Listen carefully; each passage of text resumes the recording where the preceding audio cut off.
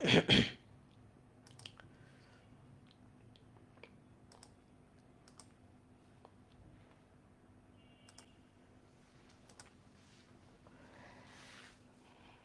অবস্থা সবার? যারা অলরেডি যুক্ত হয়ে গেছো তারা একটু কমেন্ট করে জানিয়ে দাও তো সব কিছু ঠিকঠাক আছে কিনা, ঠিকঠাক মতো আমার ভয়েসটা ঠিকঠাক মতো শুনতে পাচ্ছ কি, এটা একটু কমেন্ট করে জানিয়ে দাও তো। সাউন্ড ক্লিয়ার আছে কি? ওকে, ঠিক আছে।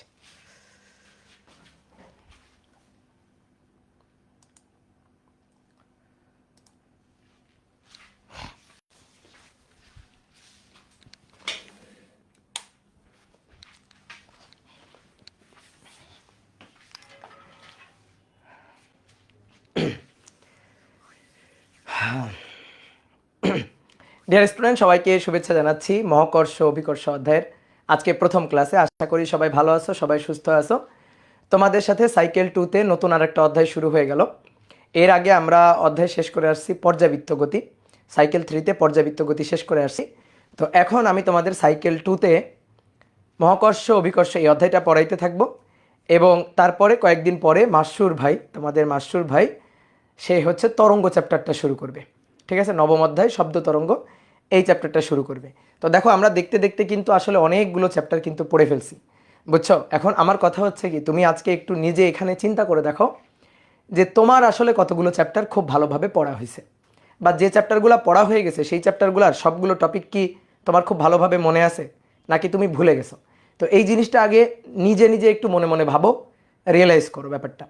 যদি তোমার আমাদের সাথে সবগুলো অধ্যায় আমাদের সাথে তোমার শেষ হয়ে যায় তাহলে তো খুবই ভালো, তুমি অনেক অনেক অনেক বেশি আগানো আসো। ঠিক আছে, তোমার পরবর্তীতে প্যারা হবে না, তুমি মোটামুটি সঠিক ট্র্যাকে আসো। তো এখন তোমার যে কাজটা করতে হবে সেটা হচ্ছে পুরনো যে অধ্যায়গুলো আমরা পড়ে ফেলছি মাঝে মাঝে সেই অধ্যায়ের খাতা বের করে, বই বের করে একটু রিভিশন কিন্তু দিতে হবে। ঠিক আছে, তাহলে তুমি মোটামুটি একটা সুন্দর প্রিপারেশন নিয়ে রাখতে পারবা। আর যারা ধরো আমাদের সাথে অধ্যায়গুলো শেষ করতে পারো নাই, বিভিন্ন কারণে হয়তো ধরো শুরু করছিলা বাট মাঝপথে থেমে গেছো, কোনো কারণে হয়তো ক্লাস করো নাই, কোনো কারণে হয়তো ক্লাসের পাহাড় জমে গেছে, ঠিক আছে, অনেকগুলো ক্লাস জমে গেছে, তাহলে তোমার যে কাজটা করতে হবে সেটা হচ্ছে দ্রুত করে আস্তে আস্তে করে ক্লাসগুলো শেষ করতে হবে। তুমি যেহেতু রেগুলারিটি মেনটেন করো নাই, তাহলে তোমার প্রথমে যে জিনিসটা দরকার সেটা হচ্ছে রিয়েলাইজেশন, যে আমার অধ্যায়গুলো খুব ভালোভাবে শেষ করতে হবে, আমার একাডেমিক প্রিপারেশনটা খুব ভালোভাবে শেষ করতে হবে। তো এই রিয়েলাইজেশনটা প্রথমে তোমার দরকার। ঠিক আছে, তারপরে এই রিয়েলাইজেশনটা যখন তোমার হয়ে যাবে যে না আমার আসলে পড়তে হবে, আমার আসলে ফাঁকি দিলে চলবে না, এই রিয়েলাইজেশনটা যখন তোমার চলে আসবে তখন যে কাজটা করতে হবে যে পুরোনো ক্লাসগুলা দ্রুত করে শেষ করে ফেলতে হবে। দেখো আমি যেখানে অফলাইনে পড়াই, অফলাইনেও কিন্তু আমাদের ফার্স্ট ইয়ারের কোর্সটা প্রায় শেষের দিকে, অনলাইনেও কিন্তু আমরা অনেক আগাই গেছি। তো দেখবা তোমাদের পরীক্ষার আগে খুব ভালোভাবে একটা টাইম গ্যাপ দিয়েই আমরা কিন্তু সিলেবাসটা কমপ্লিট করে দিব। বাট আমি তোমাদের কাছে বা আমরা তোমাদের কাছে যেটা চাই সেটা হচ্ছে তোমার যেন গ্যাপ না থাকে, তোমার যেন প্রিপারেশনটা ভালো হয়। তো তোমার যদি প্রিপারেশনটা ভালো না থাকে, তুমি যদি গ্যাপ দাও, তুমি যদি ফাঁকি দাও, তাহলে আগে বুঝো, ঠিক আছে, সমস্যার সমাধান করতে গেলে আগে সমস্যা স্বীকার করতে হয়, ভুল স্বীকার করতে হয়। ধরো তুমি ভুল মানে সংশোধন করবা, সমস্যার সমাধান করবা, প্রথম যে কাজটা সেটা হচ্ছে আগে ভুলটা স্বীকার করা। ঠিক আছে, প্রথম যে কাজটা ব্যর্থতা স্বীকার করা, বুঝছো? তাহলে ওই কাজটা তুমি আগে করবা যে না আমার ভুল হয়েছে, আমার সেই রিয়েলাইজেশনটা ভেতর থেকে তোমার আসতে হবে। দেন তারপরে তার জন্য যে কাজটা করা লাগে সেটা তোমার করতে হবে। কী কাজ করতে হবে? পরিশ্রম করতে হবে, ক্লাসগুলো শেষ করতে হবে, বেশি বেশি প্র্যাকটিস করতে হবে, এটাই তো পরিশ্রম। তাহলে এই এই কাজগুলো তোমার করতে হবে। তো আসো, অনেক কথা বললাম, তো শুরু করে দিই আমরা। আশা করি সব কিছু ঠিকঠাক আছে। যদি কারো ভিডিও দেখতে সমস্যা হয় বা সাউন্ড না থাকে তাহলে একটু বের হয়ে আবার ঢোকো, অথবা এখানে সমস্যা হলে ওই ব্যাপে সমস্যা হলে ফেসবুকে যাও, ফেসবুকে সমস্যা হলে ওই ব্যাপে আসো। ঠিক আছে, অযথা কমেন্ট আর করবা না। তো এখন আমরা পড়ায় চলে যাব। মহাকর্ষ অভিকর্ষ চ্যাপ্টারটা তুমি 9-10-এও পড়ছো, খুবই সহজ ছোট একটা চ্যাপ্টার। তাহলে অনেকে মনে করতে পারো ভাই এই অধ্যায়ে তাহলে আমরা কি পড়বো, আমি তো 9-10 সবই পড়ে আসছি। বাট তুমি দেখতে পারবা 9-10-এ তুমি যা কিছু পড়ে আসছো ওই জিনিসগুলো তো আমরা আরও অনেক ডিটেলসে পড়বো এবং আরও অনেক এক্সট্রা টপিক পড়বো, এবং 9-10-এর চেয়ে অনেক মজা করে টপিকগুলো আমরা পড়বো। 9-10-এ অনেক কিছু তোমার হয়তো মুখস্থ করা লাগছে, ঠিক আছে, অনেক প্রশ্ন তোমার মনে ছিল, সেই প্রশ্নগুলোর উত্তর তুমি হয়তো পাও নাই, বাট এখন তুমি সেই প্রশ্নগুলোর উত্তর পাবা। তো আশা করি কোনো সমস্যা হবে না। তাহলে রেগুলারিটি মেনটেন করে ক্লাসগুলো করো, ভয় পাওয়ার কিছু নাই, এখনও পর্যাপ্ত সময় আছে। তুমি এখন তোমার যেটা দরকার যে ভাই আমি পারবো কি না, এইটা বাদ দাও, পারবো কি না এটা তো একটা মানে অবশ্যই তুমি পারবা, ঠিক আছে। সমস্যার সমাধান আছে, তুমি আগে স্বীকার করো, নিজেকে আগে সমর্পণ করো যে না আমার ফাঁকি দেওয়া হয়ে গেছে, আমার এখন পড়াশোনায় ফিরতে হবে। যত দ্রুত পড়াশোনায় ফিরতে পারবা তত আসলে তোমার ভালো, তত তোমার মঙ্গল। তো চলো আমরা শুরু করি মহাকর্ষ চ্যাপ্টারে আজকে প্রথম ক্লাস। তো প্রথমে এই অধ্যায়ের প্রথমে যে টপিকটা আছে সেটা হচ্ছে মহাকর্ষ বল। প্রথমে যে টপিকটা আছে টপিকটার নাম হচ্ছে মহাকর্ষ বল। মহাকর্ষ কথাটা বললেই বিজ্ঞানী নিউটনের চেহারাটা আমাদের চোখের সামনে ভেসে ওঠে, নিউটন এবং একটা আপেল গাছ, তাই না? আমরা একটা গল্প প্রচলিত আছে জানি যে নিউটন একদিন আপেল গাছের তলায় বসেছিল, পরে আপেলটা পড়ছে, একটা আপেল পড়ছে, তার মাথায় পড়ে নাই, ধরো সামনে কোথাও পড়ছে।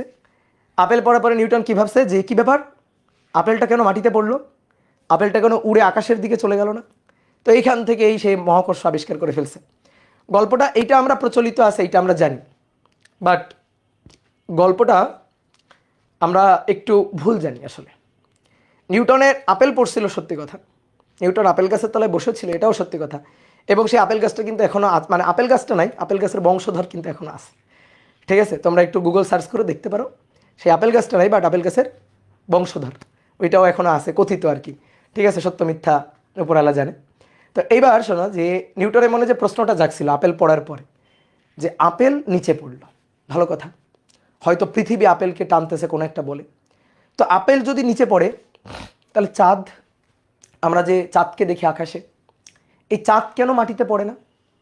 দেখো আপেল যখন বোটাচ্যুত হয়ে গেল তখন আপেল আর গাছের বোটার সাথে সংযুক্ত নাই, ঠিক আছে, সংযুক্ত নেই, তাহলে আপেল টুপ করে নিচে পড়ে গেছে। চাঁদ কি এমন যে একটা বড় লম্বা খুঁটির মাথায় চাঁদকে আমরা ঝুলাই রাখছি? বলো, তা তো না, তাই না? তাহলে চাঁদটা কেন পড়ে যায় না? চাঁদ কেন, আমরা আকাশে কেন চাঁদটাকে দেখতে পাই? চাঁদটা পৃথিবীর পৃষ্ঠে এসে পড়ার কথা না? নিউটনের মনে কোশ্চেন জাগছিল এইটা। তো এই কোশ্চেনটার অ্যান্সার তুমি জানো এখন, আমি এই কোশ্চেনের অ্যান্সার দিব, পরে দিব, এই অধ্যায়েই দিব, পরে দিব, বাট তুমি একটু মনে মনে এই কোশ্চেনের অ্যান্সারটা একটু খোঁজার চেষ্টা করবা, এটা হচ্ছে তোমার কাজ দিলাম, ঠিক আছে।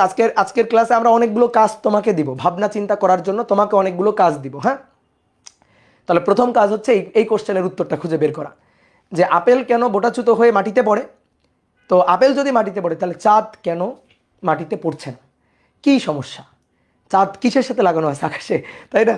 তো এইটার উত্তর তুমি খোঁজার চেষ্টা করবে। তো আসো আমরা টপিকে যাই, আমরা মহাকর্ষ বল এইটা পড়তে চাই। নিউটন হচ্ছে মহাকর্ষ বলের আবিষ্কারক। মহাকর্ষ বল মহাবিশ্বের দুইটা ভর বস্তুর মধ্যে ক্রিয়া করে। আমরা বাংলাতে মহাকর্ষ অভিকর্ষ দুইটা টার্ম বলি, কিন্তু ইংরেজিতে টার্ম কিন্তু অভিকর্ষ, মানে গ্র্যাভিটি, ইংরেজিতে একটাই, অভিকর্ষ ও গ্র্যাভিটি, মহাকর্ষ ও গ্র্যাভিটি। ইংরেজিতে আমরা কিন্তু গ্র্যাভিটি বলেই চিনি। এখন তুমি অভিকর্ষ আর মহাকর্ষ ছোটবেলায় তুমি শিখে আসছো। মহাবিশ্বের দুইটা ভর বস্তু, মহাবিশ্বের যে কোনো দুইটা ভর বস্তু, ঠিক আছে, মহাবিশ্বের যে কোনো দুইটা ভর বস্তুর মধ্যে এই কলমটা দুইটা মহাবিশ্বের দুইটা ভর বস্তু, পৃথিবী সূর্য অথবা চাঁদ এবং সূর্য, মানে মহাবিশ্বের যে কোনো দুটো ভর বস্তু, তারা পরস্পরকে যে বলে আকর্ষণ করে সেটা হচ্ছে মহাকর্ষ বল। আর এই মহাবিশ্বের যে কোনো দুইটা বস্তুর মধ্যে যদি একটা বস্তু হয় পৃথিবী, তাহলে পৃথিবী এবং অপর বস্তুর মধ্যে আকর্ষণ বলকে, সেটাকে আমরা বলি অভিকর্ষ। তাহলে আসলে অভিকর্ষ মহাকর্ষেরই অন্তর্ভুক্ত, অভিকর্ষ বল সেটা মহাকর্ষ বলেরই আসলে অন্তর্ভুক্ত। তো পৃথিবী এবং পৃথিবীর সাথে অন্য কোনো ভর বস্তুর আকর্ষণকে, ধরো পৃথিবী এবং চাঁদ, এদের যে আকর্ষণটা এটাকে আমরা বলি হচ্ছে অভিকর্ষ। তো এই অভিকর্ষকে মহাকর্ষ বললে ভুল হবে না, ইংরেজিতে আমরা গ্র্যাভিটি বলেই চিনি। তো আসো আমরা গ্র্যাভিটি ফোর্স, গ্র্যাভিটেশনাল ফোর্স, মহাকর্ষ বল, এই মহাকর্ষ বলটা কি কি বিষয়ের উপর নির্ভর করে এটাই আমরা নিউটনের সূত্র থেকে জানতে চাই। বিজ্ঞানী নিউটন সেই মহাকর্ষ বলের আবিষ্কারক, মহাকর্ষ বলের সূত্রের প্রবর্তক সে। তো নিউটন বলছে যে মহাবিশ্বের যে কোনো দুইটা ভর বস্তু পরস্পরকে যে বলে আকর্ষণ করে, ঠিক আছে, মহাবিশ্বের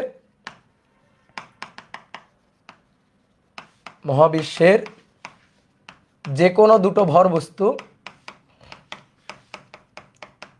যে কোনো দুটো ভর বস্তু পরস্পরকে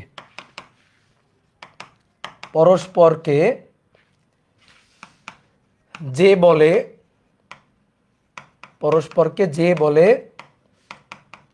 আকর্ষণ করে, ঠিক আছে, যে বলে আকর্ষণ করে। সেই আকর্ষণ বলের মান, ঠিক আছে, সেই আকর্ষণ বলের মান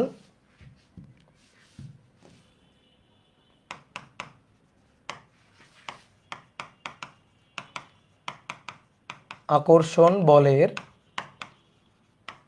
মান 1 বস্তুদ্বয়ের ভরের গুণফলের সমানুপাতিক। বস্তুদ্বয়ের ভরের গুণফলের সমানুপাতিক। দেখো দুইটা ভর বস্তু, একটা ভর m1, এর একটা ভর m2। তাহলে এই m1 m2 কে আকর্ষণ করবে, m2 আবার m1 কে আকর্ষণ করবে। m1 এর সেন্টার এটা, m2 এর সেন্টার এটা। এই আকর্ষণ বল সেন্টার টু সেন্টার ক্রিয়া করে, কেন্দ্র বরাবর ক্রিয়া করে। তাহলে এদের কেন্দ্রদ্বয়ের মধ্যকার সংযোজক সরলরেখা, কেন্দ্রদ্বয়ের মধ্যকার দূরত্ব, এই দূরত্বটাকে বললাম r।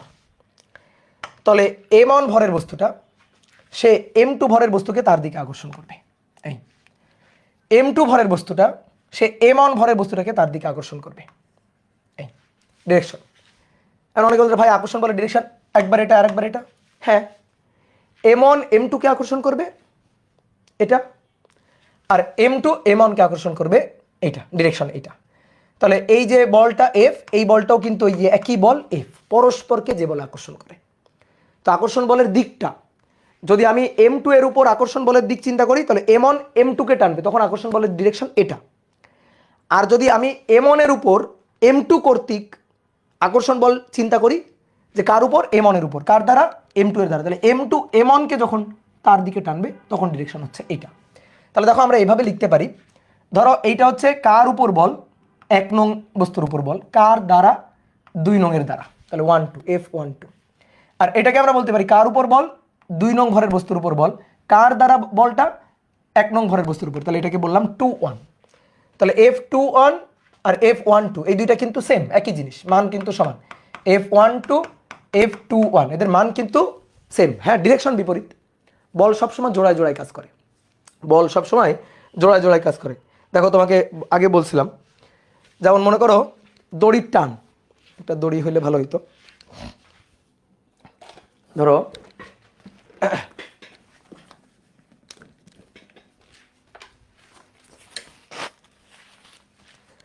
ধরো এই যে দড়িটা, এই যে দেখো দড়ি, এইভাবে আমি ধরে আছি, এই, তাহলে এই দড়ির টান কোন বরাবর ক্রিয়া করতেছে? এই দড়ির টানটা, এই যে দড়ি, এই দড়ির টানটা এই বরাবরও ক্রিয়া করতেছে, এই বরাবরও ক্রিয়া করতেছে। কিভাবে? এই দেখো, এই হাতটা, এই হাতটা, এই হাতকে এই দিকে টানতেছে, তখন ডিরেকশন এটা। আবার এই হাতটা, এই হাতকে এই দিকে টানতেছে, তখন ডিরেকশন এটা। বুঝতে পারছো? টান জোড়ায় জোড়ায় কাজ করে। এই একটা টান না থাকলে আরেকটা টান থাকতো না। ধরো আমি এই হাতটাকে সরাই নিলাম, দেখো এদিকে দেখো, এই হাতটাকে, এই যে এই হাতটাকে সরাই নিলাম, তাহলে দেখো দড়িতে টানতে পারবা? দেখো টান আছে? নাই। তাহলে এই টান আর কিন্তু নাই। তাহলে এই যে বল সবসময় কি জোড়ায় জোড়ায় কাজ করে, বুঝলা? তাহলে এবার আসো এই আকর্ষণ বিকর্ষণ, সরি বিকর্ষণ তো না, আকর্ষণ। ভর বস্তু দুইটা পরস্পরকে কি করবে? আকর্ষণ করবে। তাহলে সেই আকর্ষণ বলের মান বস্তুদ্বয়ের ভরের গুণফলের সমানুপাতিক। তাহলে লিখে ফেলি একটু ম্যাথমেটিক্যালি, এফ সমানুপাতিক m1 m2। ওকে, ভরদ্বয়ের গুণফলের সমানুপাতিক। এবার 2 নম্বর বলা হচ্ছে মধ্যবর্তী দূরত্বের বর্গের ব্যস্তানুপাতিক। মধ্যবর্তী দূরত্বের বর্গের ব্যস্তানুপাতিক। মধ্যবর্তী দূরত্বের বর্গের ব্যস্তানুপাতিক। মধ্যবর্তী দূরত্ব, কেন্দ্রদ্বয়ের মধ্যবর্তী দূরত্ব কত? আর। দূরত্ব বলতে আমরা সেন্টার টু সেন্টার ডিস্টেন্স বুঝবো। এফ দূরত্বের বর্গের হচ্ছে ব্যস্তানুপাতিক। হ্যাঁ, স্বাভাবিক, দূরত্ব বাড়লে বল কমে না। দুইটা ভরবস্তু যত দূরে সরে যাবে, একটা একটাকে তত কম বলে আকর্ষণ করবে। তাহলে মধ্যবর্তী দূরত্ব যত বেশি হবে, আকর্ষণ বলটাও তত কম হবে। তাহলে মধ্যবর্তী দূরত্বের বর্গের ব্যস্তানুপাতিক। এবার 3 নম্বর পয়েন্ট। 3 নম্বর পয়েন্ট হচ্ছে এই যে আকর্ষণ বল, এটা এদের কেন্দ্রদ্বয়ের এই যে সংযোজক সরলরেখা বরাবর ক্রিয়া করে, অর্থাৎ এভাবে ক্রিয়া করে না। ঠিক আছে, ধরো এটা m1 আর এটা m2। এই আকর্ষণ বল m1 m2 কে আকর্ষণ করতেছে, m2 m1 কে আকর্ষণ করতেছে। এই আকর্ষণ বলটা কেন্দ্রদ্বয়ের এরকম সংযোজক আঁকাবাঁকা সরল রেখার উপর, আঁকাবাঁকা রেখার উপর ক্রিয়া করে না।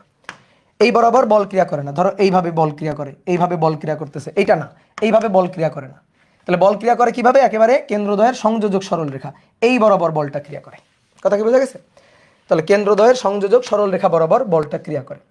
তাহলে এই আকর্ষণ বলের মান কেন্দ্রদ্বয়ের সংযোজক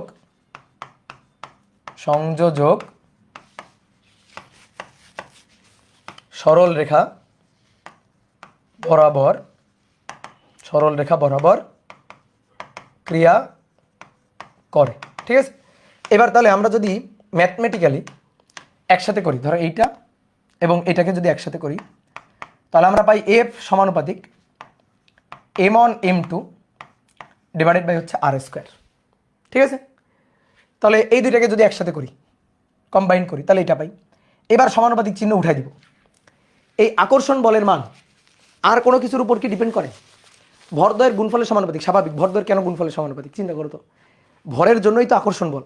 তাহলে ভর দুইটার মান যত বেশি হবে তত বেশি বলে আকর্ষণ করবে, এবং দূরত্ব যত কম হবে আকর্ষণ বলের মান তত বেশি হবে। দূরত্ব যত বেশি হবে আকর্ষণ বলের মান তত কম হবে। তাহলে এইগুলোর উপরই ডিপেন্ড করে, আর কোনো রাশির উপর কি ডিপেন্ড করে? উত্তর হচ্ছে না, আর কারো কিছুর উপর ডিপেন্ড করে না। এইবার আমরা এই সমানুপাতিক চিহ্ন উঠাই দিব। সমানুপাতিক চিহ্ন উঠাই দিয়ে একটা ধ্রুবক আনবো। ধ্রুবকটা কে না, ধ্রুবকটাকে আমরা কে দিয়ে লিখবো না। কে দিয়ে লিখে কে এর মান ভাই এক ধরেন না, এটাকে ধ্রুবকটাকে আমরা কে দিয়ে লিখবো না, এখানে ধ্রুবকটা হবে জি, যেটা হচ্ছে গ্র্যাভিটেশনাল কনস্ট্যান্ট। ঠিক আছে, gravitational constant m1 m2 divided by r square. এইটাই হচ্ছে আমাদের মহাকর্ষ বলের সূত্র। তাহলে আমরা 9 10 এটা জানতাম না, যে F = g m1 m2 divided by r square. ঠিক আছে, কথা বুঝলা? ওকে, এইবার আসো, এইটা হচ্ছে মহাকর্ষ বল। সমানুপাতিক চিহ্ন উঠাই দিয়ে ধ্রুবক আনলাম। ধ্রুবকটা জি, এটা কোথায় পেলাম? জি কোথায় পেলাম? একটা কোশ্চেন, জি কেন এটা কোথায় পেলাম? নর্মালি আমরা কি করি বলো তো? নর্মালি আমরা কি করি? আমরা একটা ধ্রুবক আনার দরকার হলে ধ্রুবক লিখি কে, তারপরে কে এর মান আরবিটারি কনস্ট্যান্ট, কে এর মান এক বসাই দিই, তাই না? কে এর মান কি করি? এক বসাই দিই। তো এখানে আমরা কি করছি? এখানে আমরা F = g m1 m2 divided by r square G নিছি। জি কেন? দেখো, ধ্রুবক বলা যায় দুই ধরনের হয়। একটা হচ্ছে ইচ্ছামূলক ধ্রুবক, যেটাকে আরবিটারি কনস্ট্যান্ট আমরা বলি মাঝে মাঝে। তো এই ইচ্ছামূলক ধ্রুবকের মান ধরো আমরা কে দিলাম, কে এর মান এক ধরে নিলাম, হতে পারে। আর একটা হচ্ছে এক্সপেরিমেন্টাল কনস্ট্যান্ট। এক্সপেরিমেন্ট, এখানে কোনো ধ্রুবক লাগবে কিনা সেটা এক্সপেরিমেন্টের মাধ্যমে নির্ধারণ করতে হয়। অনেক বলতে ভাই কেন এক্সপেরিমেন্ট? ব্যাপারটা এইভাবে চিন্তা করতে পারো। দেখো, মহাবিশ্বের দুইটা ভর বস্তু, এই মহাবিশ্বের দুইটা ভর বস্তু, এরা পরস্পরকে কত বলে আকর্ষণ করবে এটা কিন্তু তুমি নির্ধারণ করার কেউ না, তুমি বলে দেওয়ার কেউ। পৃথিবী আর চাঁদ পরস্পরকে কত বলে আকর্ষণ করবে এটা কি তুমি বলে দেওয়ার কেউ? চাঁদ আর সূর্য পরস্পরকে কত বলে আকর্ষণ করবে এটা কি তুমি বলে দেওয়ার কেউ না। তাহলে এইখানে আকর্ষণ বলের মানটা অন্য কিছুর উপর ডিপেন্ড করে কিনা, এই ভরদ্বয়ের গুণফলের সমানুপাতিক আর দূরত্বের বর্গের ব্যস্তানুপাতিক থাকার পরে আর কোনো কিছুর উপর ডিপেন্ড করে কিনা, এইটা বোঝার জন্য কি করতে হবে? একটা এক্সপেরিমেন্ট করতে হবে। তাহলে জি নির্ণয়ের একটা এক্সপেরিমেন্ট, মানে জি মানে ধ্রুবক। এই ধ্রুবক এখানে আসলে কত লাগবে, কি দিলে ম্যাচ হবে, সমান চিহ্ন দিয়ে লেখা যাবে। সমানুপাতিক উঠাই দিয়ে কি হলে এখানে কত বসালে আমি সমান চিহ্ন দিয়ে লিখতে পারবো, সেই কত বসালে সেই মানটা জি, এবং এই জি এর মানটা এক্সপেরিমেন্ট করে বের করা হয়। এক্সপেরিমেন্ট করে, তাহলে জি হচ্ছে একটা এক্সপেরিমেন্টাল কনস্ট্যান্ট। একটা পরীক্ষার সাহায্যে মহাকর্ষীয় ধ্রুবক জি এর মানটা বের করা হয়। তাহলে জি কে কি বলা হয়? মহাকর্ষীয় ধ্রুবক। মহাকর্ষীয় ধ্রুবক আমরা জানি, আমরা পড়ছি, এই মহাকর্ষ ধ্রুবক জি এর মান 6.673 ইন্টু 10⁻⁻11। এককটা কি হবে? জি এর একক খুব সহজ, জি এর একক G = f r square divided by m1 m2। তাহলে উপরে নিউটন মিটার স্কোয়ার আর নিচে কেজি স্কোয়ার, তাহলে newton meter square per KG square, এটা হচ্ছে একক। Newton meter square per KG square, এটা হচ্ছে জি এর একক। এই জি এর একক কিন্তু অনেক সময় এমসিকিউতে আসে, বা জি এর সঠিক মান কোনটি। তো মানগুলো ঠিক থাকে, তারপরে এককগুলো একটু উল্টাপাল্টা থাকে, তাহলে সেটা সুন্দর করে লেখা যাবে না। এবার জি কি করা হয়েছে? একটা পরীক্ষার মাধ্যমে পাওয়া গেছে। জি এর মান পরীক্ষার মাধ্যমে, একটা এক্সপেরিমেন্টের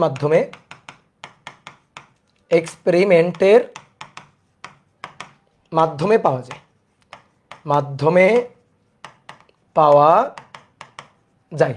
জি এর মানটা একটা এক্সপেরিমেন্টের মাধ্যমে পাওয়া যায়। এবার কি এক্সপেরিমেন্ট, এটা আমাদের বইতে নাই, ঠিক আছে। জি এর মান নির্ণয়ের যে এক্সপেরিমেন্ট সেটা আমাদের বইতে নাই। এটা তুমি ধরো গুগল সার্চ করলে পাইতে পারো, বা আমি তোমাদের একটু দেখাই। এই যে একটা বইয়ে আছে জি এর মান নির্ণয়ের এক্সপেরিমেন্ট। এটা পরীক্ষায় কখনো আসবে না, জাস্ট একটু জানার জন্য যে আসলে জি এর মান আকাশ থেকে টুপ করে পড়ে নাই, ঠিক আছে। জি এর মান আকাশ থেকে টুপ করে পড়ে নাই। দেখো এই যে এইখানে দেখো, এই যে মহাকর্ষ ধ্রুবক জি এর মান নির্ণয়, মহাকর্ষ ধ্রুবক কই গেল, এদিকে নিয়ে আসি না, এদিকে।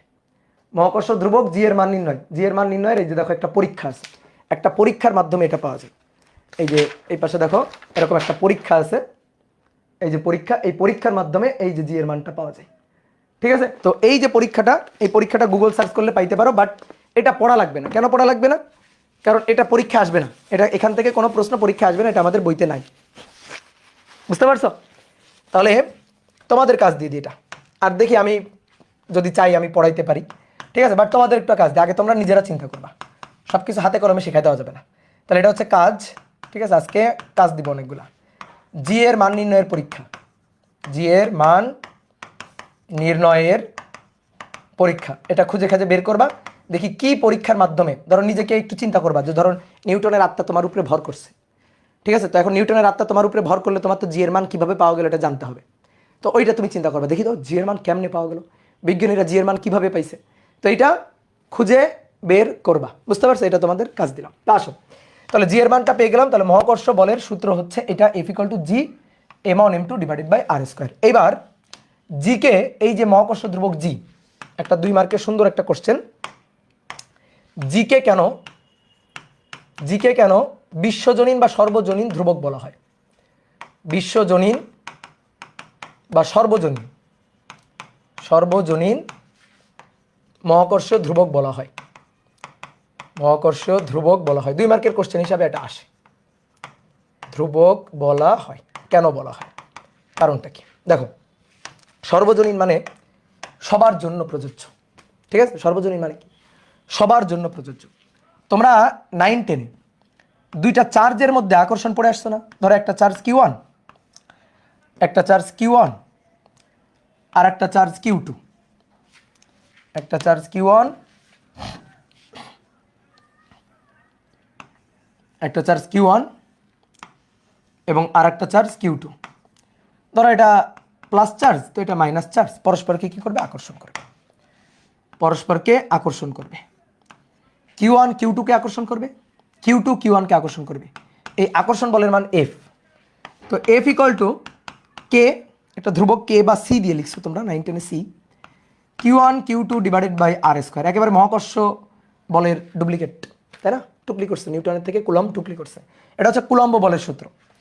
এখানে এই সি হচ্ছে ধ্রুবক। এই সি এর মান ছিল 9 × 10⁹, মনে টনে পড়ে কিনা দেখো তো। এই সি ইকুয়াল টু কী ছিল জানো? 1/4πε। এই চিহ্নটা হচ্ছে এপসাইলন। 1 এবং 4π এ তো ধ্রুবক, তুমি বুঝে গেছো। এপসাইলন এটাকে বলা হয় মাধ্যমের তড়িৎ ভেদন যোগ্যতা, মাধ্যমের তড়িৎ ভেদন যোগ্যতা, অর্থাৎ তড়িৎ ক্ষেত্রকে বাধা প্রদান করার ক্ষমতা। এটা ডিপেন্ড করে কার উপর জানো? মাধ্যমের উপর, মাধ্যমের উপর নির্ভর করে এটা। শূন্য মাধ্যমের জন্য এর মান 8.854 × 10⁻⁻12। শূন্য মাধ্যমের জন্য এর মানটা 8.854 × 10⁻⁻12। অন্য কোনো মাধ্যম হলে এপসাইলনের মান এটা আর হবে না, মানটা চেঞ্জ হবে। মানটা কি হবে? চেঞ্জ হবে, ঠিক আছে। তো এটা যদি চেঞ্জ হয় তাহলে সি চেঞ্জ হবে। তাহলে এই সি যে ধ্রুবকটা 9 × 10⁹, এটা কিন্তু শূন্য মাধ্যমের জন্য। অন্য কোনো মাধ্যম হলে কিন্তু 9 × 10⁹ হবে না। তাহলে এইবার তুমি বলো, এই যে ধ্রুবক সি, সে কি সর্বজনীন ধ্রুবক? বলো, সর্বজনীন না। কেননা কারণ মাধ্যম চেঞ্জ হলে এ চেঞ্জ হয়। দুটো চার্জ পরস্পর একটা নির্দিষ্ট দূরত্বে বায়ু মাধ্যমে থাকুক এবং ওই সেম দূরত্বে পানি মাধ্যমে থাকুক বা অন্য কোনো মাধ্যমে থাকুক, পরস্পরকে কিন্তু একই বলে আকর্ষণ বা বিকর্ষণ করবে না। কথা হচ্ছে ভাই চার্জের মান তো আমি চেঞ্জ করি নাই, Q1 Q2 একই, মধ্যকার দূরত্ব আমি চেঞ্জ করি নাই, দূরত্ব তো একই রাখছি। চেঞ্জ করছি কি? চেঞ্জ করছি মাধ্যম। এই মাধ্যম চেঞ্জ হওয়ার কারণে কি চেঞ্জ হয়ে গেছে? সি চেঞ্জ হয়ে গেছে, কারণ সি এর মধ্যে 1/4πε আছে। এপসাইলন মাধ্যমের উপর ডিপেন্ড করে, দ্যাট মিনস সি ও মাধ্যমের উপর ডিপেন্ড করে।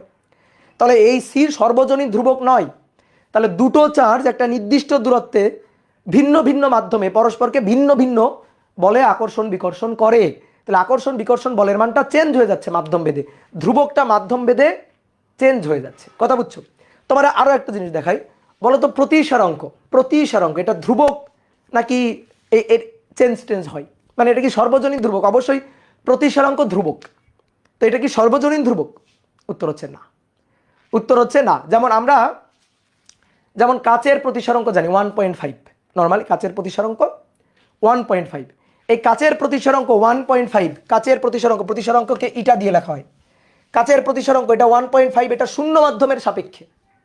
কিন্তু যদি অন্য কোনো মাধ্যমের সাপেক্ষে হয় তাহলে কিন্তু আর 1.5 হবে না। পানির প্রতিসারাঙ্ক 4/3, পানির, এটা কার সাপেক্ষে? শূন্য মাধ্যমের সাপেক্ষে। শূন্য মাধ্যমের সাপেক্ষ ছাড়া অন্য কোনো মাধ্যমের সাপেক্ষে পানির প্রতিসারাঙ্ক 4/3 হবে না।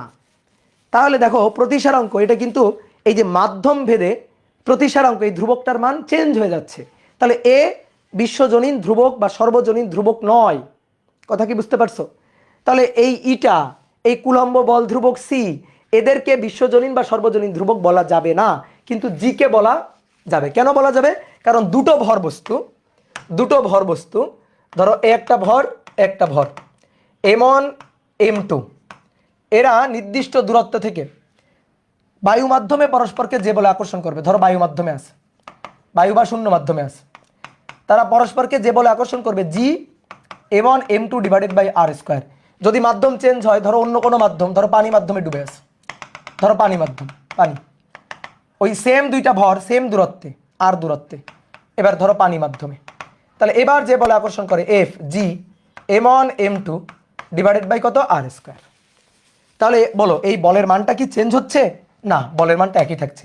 এখানে ধরো f1, এখানে ধরো f2, তাহলে f1 আর f2 সমান থাকছে। কেন সমান থাকছে? কারণ ধ্রুবক জি চেঞ্জ হয় নাই। বায়ু মাধ্যমের জন্য ধ্রুবক জি এর মান যা, পানি মাধ্যম হইলেও তাই। অর্থাৎ দুইটা ভর বস্তু একটা নির্দিষ্ট দূরত্ব থেকে শূন্য মাধ্যমে পরস্পরকে যে বলে আকর্ষণ করবে, পানি মাধ্যম বা অন্য যে কোনো মাধ্যমে একই দূরত্ব থেকে একই বলে আকর্ষণ করবে। তাহলে ধ্রুবকের মান জি এর মানটা চেঞ্জ হচ্ছে না। এই কারণে জি যে কোনো মাধ্যমের জন্য একই, মাধ্যমের উপর ডিপেন্ড করে না। যেহেতু মাধ্যমের উপর ডিপেন্ড করে না, এই কারণে সে সর্বজনীন। কি কথা কি বুঝছো? সে সর্বজনীন এবং মহাবিশ্বের যে কোনো দুইটা ভর বস্তুর মধ্যে, যে কোনো দুইটা, সেটা পৃথিবী হোক, মঙ্গল হোক, তারপরে পৃথিবী হোক, চাঁদ হোক, সূর্য হোক, মঙ্গল হোক, ঠিক আছে, যে কোনো দুইটা ভর বস্তু, তাদের মধ্যে আকর্ষণ হিসাব করার জন্য জি এর মান জি থাকবে এবং তার মান এটাই হবে। এই মানটা কখনো কোনো মাধ্যম ভেদে বা কোনো স্থান ভেদে তুমি চেঞ্জ হইতে দেখবা না। এই কারণে জি কে বলা হয় সর্বজনীন বা বিশ্বজনীন ধ্রুবক। তাহলে মাধ্যম বা স্থান ভেদে, মাধ্যম বা স্থান, স্থান মানে স্পেস আর কি, স্পেস ভেদে জি এর মান পরিবর্তিত হয় না। জি এর মান পরিবর্তিত হয় না। এই কারণে জিকে গ্র্যাভিটেশনাল মানে জিকে বিশ্বজনীন বা সর্বজনীন ধ্রুবক বলে। কি কথা কি বুঝছো? ওকে, ঠিক আছে। 2 মার্কের প্রশ্ন হিসেবে আসলে সুন্দর করে লিখে দিবা, আর একটু উদাহরণ দিয়ে ব্যাখ্যা দিতে পারলে তো খুবই চমৎকার। এইবার আসো, আমরা এবার পড়ব হচ্ছে ভূপৃষ্ঠে অভিকর্ষ ত্বরণের মান। অভিকর্ষ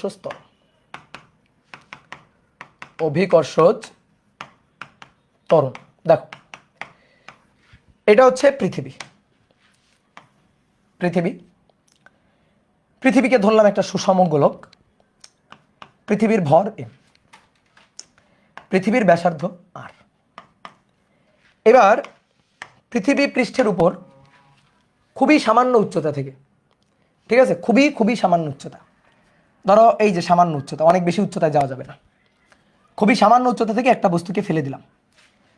তো খুবই সামান্য উচ্চতা থেকে যখন কোনো বস্তুকে আমি ফেলে দিব, তখন এই বস্তুটা মহাকর্ষ বলের টানে নিচের দিকে পড়বে। ধরো এই বস্তুটার ভর m, তাহলে এই বস্তু একটা মহাকর্ষ বল অনুভব করবে, মহাকর্ষ বল F বলে পৃথিবীর দিকে টান অনুভব করবে। ঠিক আছে, তাহলে এই যে বস্তুটা তার ভর ছোট হাতের m, পৃথিবী তাকে এফ বলে কেন্দ্রের দিকে টানবে, কারণ দুইটা ভর বস্তু, ধরো এ একটা ভর বস্তু আর পৃথিবী একটা ভর বস্তু, এদের মধ্যে আকর্ষণ বল এই কেন্দ্রের সংযোজক সরল রেখা বরাবর ক্রিয়া করবে। তাহলে এই যে আকর্ষণ বলটা এফ, এই আকর্ষণ বলটা এফ হবে জি বড় হাতের এম ছোট হাতের M divided by R square. ভালো করে বুঝবা এবার, হবে এর কেন্দ্র থেকে এর কেন্দ্রের দূরত্ব, মানে এই দূরত্বটা।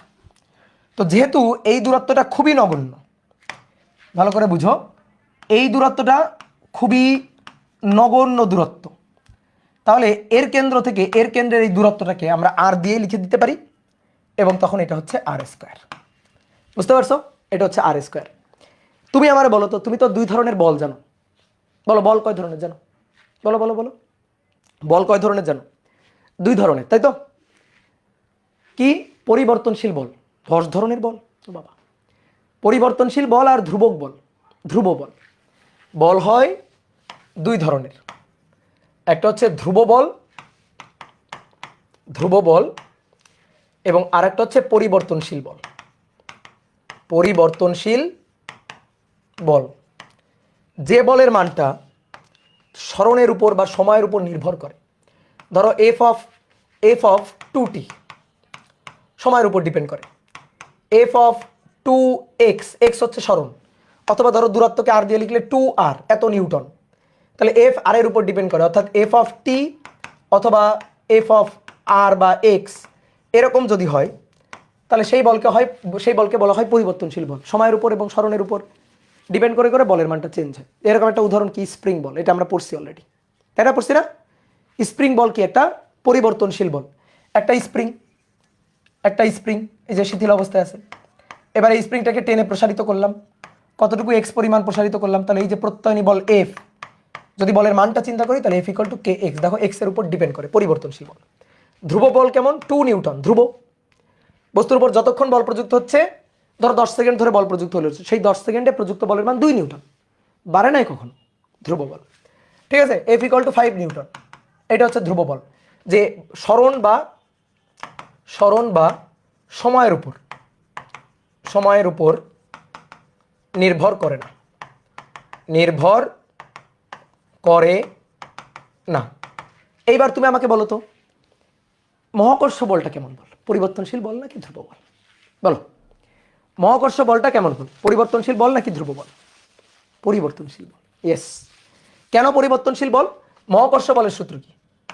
মহাকর্ষ বলের সূত্র হচ্ছে F equal to G m1 m2 divided by R square, যেখানে আর কি? আর হচ্ছে বস্তুদ্বয়ের মধ্যে দূরত্ব, m1 m2 এদের মধ্যকার দূরত্ব, এই দূরত্বটা আর। দূরত্ব যদি কমাই তাহলে বল বেশি হবে, দূরত্ব যদি বাড়াই তাহলে বলটা কম হবে। তাহলে এফ আর এর উপর ডিপেন্ড করে, তাহলে এ হচ্ছে এফ অফ আর, তাহলে এটা পরিবর্তনশীল বল। এটা কি বল? পরিবর্তনশীল বল। আচ্ছা, পরিবর্তনশীল বলের জন্য কোনো বস্তুর উপর যদি ত্বরণ হয়, তাহলে সেই ত্বরণটা কি হবে বলো? পরিবর্তনশীল বলের জন্য যদি কোনো বস্তুর উপর ত্বরণ হয়, তাহলে সেই ত্বরণটা কি ত্বরণ? এটাও পরিবর্তনশীল ত্বরণ অবশ্যই, তাই না? কারণ বস্তুর ভর তো কনস্ট্যান্ট, বস্তুর ভর কনস্ট্যান্ট। ধরো ধরো ধরো কোনো বস্তুর উপর পরিবর্তনশীল বল প্রযুক্ত হইল, তাহলে সেই বল প্রযুক্ত হইলে F equal to M A, আমরা নিউটনের ল জানি, summation of F equal to M A. তাহলে এইটা যদি পরিবর্তনশীল বল হয়, পরিবর্তনশীল বল হয়, তাহলে এই যে ত্বরণটা এ, এটাও পরিবর্তনশীল ত্বরণই হবে। এটা কি সবাই বুঝতে পারছো? এম তো ধরো কনস্ট্যান্ট, তাহলে কোনো বস্তুর উপর প্রযুক্ত বল যদি চেঞ্জ হয়, ত্বরণও চেঞ্জ হবে, স্বাভাবিক কথা। কি ক্লিয়ার? বোঝা গেছে এইটুকু? এবার আমরা চাইছিলাম কি? অভিকর্ষ ত্বরণ। আসো, অভিকর্ষ ত্বরণ। এইবার তুমি বলো, ধরো এইটা হচ্ছে পৃথিবী, ঠিক আছে? পৃথিবী, এর ব্যাসার্ধ আর, পৃথিবীর ভর হচ্ছে বড় হাতের এম। পৃথিবী পৃষ্ঠ থেকে এই যে সামান্য উচ্চতা, খুবই সামান্য উচ্চতায় এখানে একটা বস্তু, ধরো একটা বিল্ডিংয়ের উপর থেকে, এই যে মনে করো একটা বিল্ডিং, ঠিক আছে? এই বিল্ডিংয়ের উপর থেকে একটা বস্তুকে তুমি ফেলে দিছো, এম ভরের একটা বস্তু, সেই বস্তুটাকে তুমি এই বিল্ডিংয়ের উপর থেকে ফেলে দিছো। ধরো তুমি যে বাসায় থাকো সেই বাসার উপরে গিয়ে ফেলে দিছো, ফেলে দিলে এই বস্তুটা নিচের দিকে পড়বে। কেন পড়বে নিচের দিকে? বলো, এটা উপরে যাবে না কেন? কেন এটা নিচের দিকে পড়বে বলো? কারণ পৃথিবী তাকে আকর্ষণ করতেছে, পৃথিবী তাকে টানতেছে। কত বলে টানতেছে? এফ বলে টানতেছে, এফ বলে টানতেছে। তাহলে সেই এফ ইকুয়াল টু, একটু আগে আমরা বের করছি, তাহলে সেই এফ ইকুয়াল টু কি হবে? জি পৃথিবীর ভর বড় হাতের এম, বস্তুর ভর ছোট হাতের এম, ডিভাইডেড বাই কেন্দ্র থেকে এর দূরত্ব, কেন্দ্র থেকে এই বস্তুর কেন্দ্রের দূরত্ব।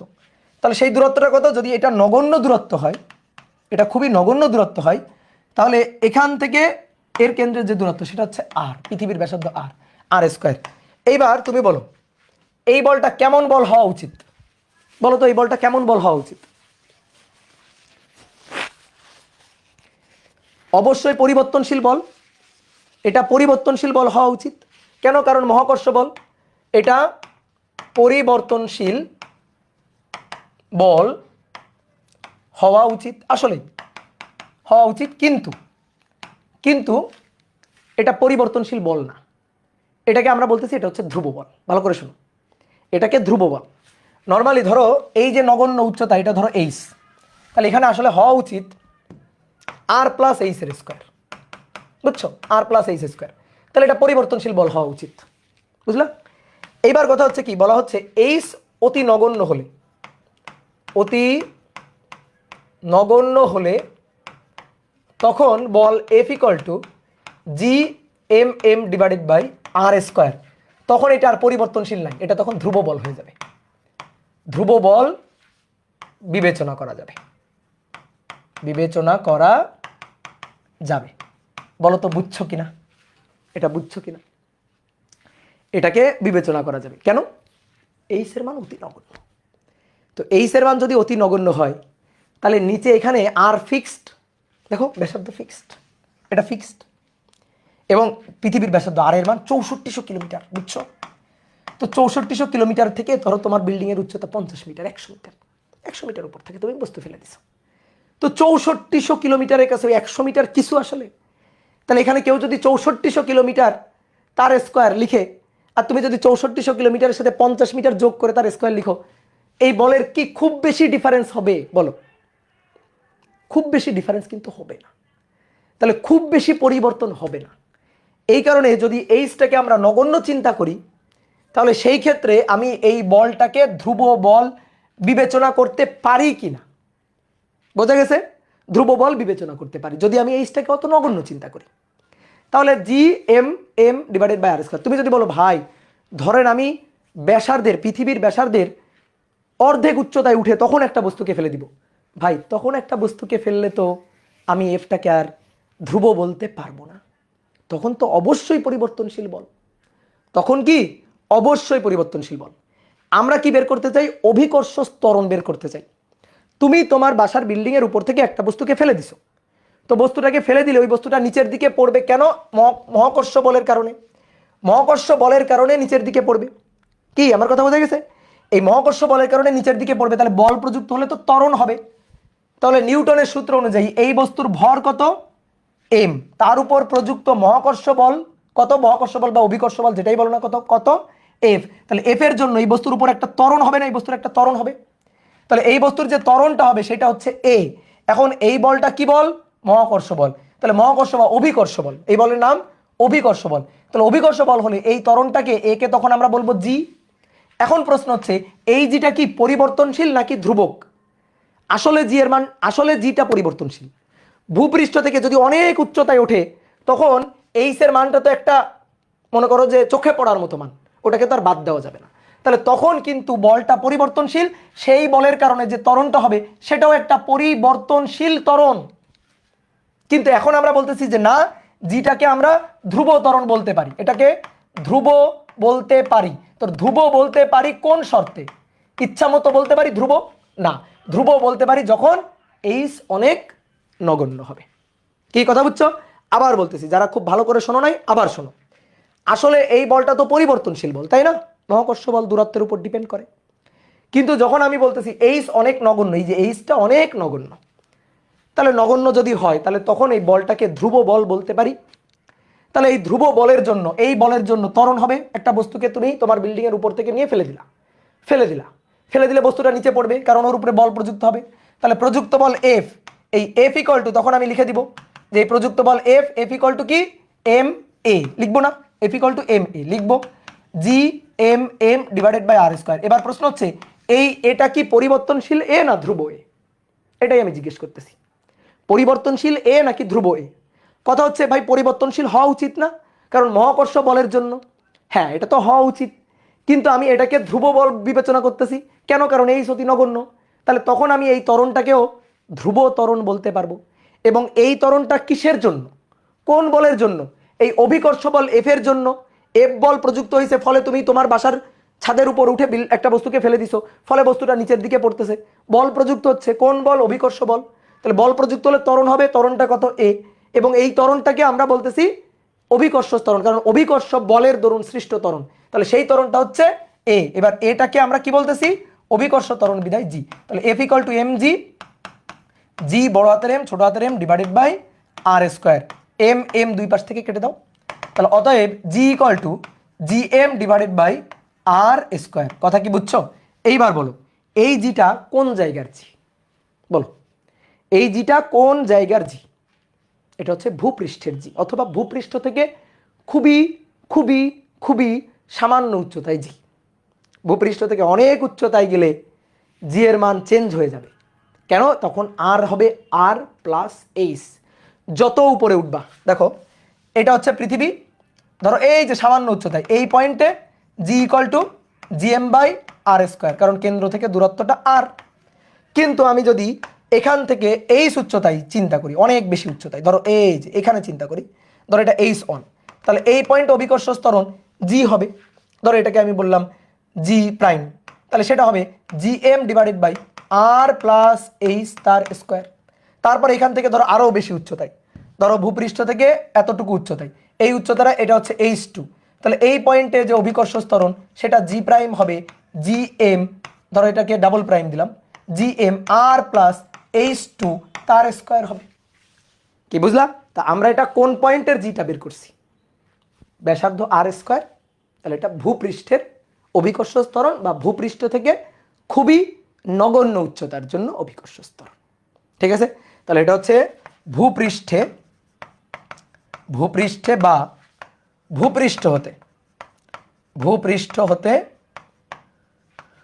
খুবই নগণ্য উচ্চতায়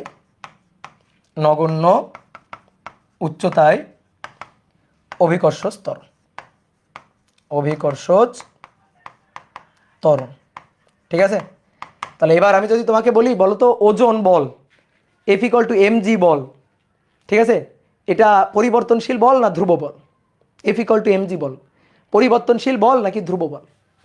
উত্তর হচ্ছে ভূপৃষ্ঠে বা ভূপৃষ্ঠ থেকে সামান্য উচ্চতার জন্য ধ্রুব বলা যায়, কিন্তু ভাই ভূপৃষ্ঠ থেকে অনেক বেশি উচ্চতায় যাইতে থাকলে এটা আর ধ্রুব থাকবে না। কে বোঝা হচ্ছে, মানে বোঝা গেছে? ক্লিয়ার? ভূপৃষ্ঠ থেকে সামান্য উচ্চতার জন্য এটার ধ্রুব চিন্তা করা যায়, কিন্তু ভূপৃষ্ঠ থেকে অনেক বেশি উচ্চতায় হলে না, তখন ভাই চেঞ্জ হয়ে যাবে। এই দেখো চেঞ্জ হয়েছে, দেখো চেঞ্জ হয়ে যাচ্ছে, তাহলে জি চেঞ্জ হয়ে যাচ্ছে, তাহলে F equal to M G, G prime G double prime change হয়ে যাবে। তাহলে ভূপৃষ্ঠ থেকে সামান্য উচ্চতায়, ঠিক আছে, বা ভূপৃষ্ঠে, তখন আমি ওজন বলটাকে বা মহাকর্ষ বলটাকে বা অভিকর্ষ বলটাকে ধ্রুব চিন্তা করতে পারবো, কিন্তু অনেক বেশি উচ্চতায় হলে জি এর চেঞ্জ হবে, আর জি এর চেঞ্জ হলে F equal to M G, G prime G এর চেঞ্জ হয়ে যাবে, তাহলে বলেরও চেঞ্জ হবে, তখন সেটা হবে পরিবর্তনশীল বল। কি ক্লিয়ার? বোঝা গেছে? তাহলে আমরা ভূপৃষ্ঠে অভিকর্ষ ত্বরণের মানটা বের করে ফেলছি। এটা হচ্ছে ভূপৃষ্ঠে, হেডিংটা লিখি, ভূপৃষ্ঠে অভিকর্ষ ত্বরণ, অভিকর্ষজ ত্বরণ। 9-10 তুমি একটা জিনিস পড়ে আসছো, অনেক সময় এটা ব্যাখ্যা করতে বলে, তো চলো দেখি ব্যাখ্যা করতে পারি কিনা। বলা হয় যে অভিকর্ষজ ত্বরণ, অভিকর্ষজ ত্বরণ, ভূপৃষ্ঠে অভিকর্ষজ ত্বরণ বস্তু নিরপেক্ষ হলেও, বস্তু নিরপেক্ষ হলেও স্থান নিরপেক্ষ নয় কেন? ভূপৃষ্ঠে কথাটা না লিখলেও চলবে। বস্তু নিরপেক্ষ হলেও স্থান নিরপেক্ষ নয় কেন? স্থান নিরপেক্ষ নয় কেন? দেখি তোমরা আমাকে বলবা। মেরুতে দেখি কমেন্ট করো তো, মেরুতে আর বিষুবে জি এর মান কত? দেখো এটা পৃথিবী, ভর এম, ব্যাসার্ধ আর। তাহলে এই যে ভূপৃষ্ঠে একটা বস্তু আছে বা ভূপৃষ্ঠ থেকে খুবই সামান্য উচ্চতায় আছে, তাহলে এদের এই যে সেন্টার টু সেন্টার ডিস্টেন্স এটা পৃথিবীর ব্যাসার্ধ আর এরই সমান। এই বস্তুর ভর এম, তাহলে এফ ইকুয়াল টু জি বড় এম ছোট এম বাই আর স্কোয়ার, একটু আগে লিখছি। তাহলে এফ ইকুয়াল টু হবে এম এ, আর এই যে ত্বরণটা সেই ত্বরণটা হচ্ছে জি, তাহলে F equal to M G, G বড় এম ছোট M divided by R square. M M কাটাকাটি, G equal to G M by R square, G equal to G M by R square. এটা হচ্ছে অভিকর্ষ ত্বরণ। বস্তু নিরপেক্ষ হলেও স্থান নিরপেক্ষ নয় কেন? কেন?